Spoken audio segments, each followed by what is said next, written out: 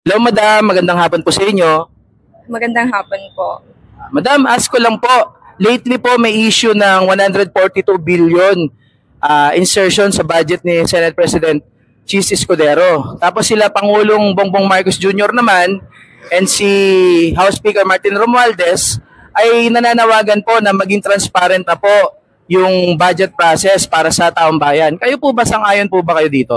Siguro po, I agree na the budget should be transparent, pero it should be in a certain degree lang or in a certain extent kasi syempre we are at risk pa rin, especially with another countries exposing risks po ng Philippines. So, ayun lang naman for my opinion. Siguro, let's deliberate muna kung ano yung proper plans when it comes to this. Kasi hindi naman talaga tayo dapat nagpapasa ng bill without proper notice or without proper deliberation. So, ayun lang naman for me. Pero it's right that it should be transparent. Pero, syempre, to some extent lang talaga. Yun lang po. Thank you!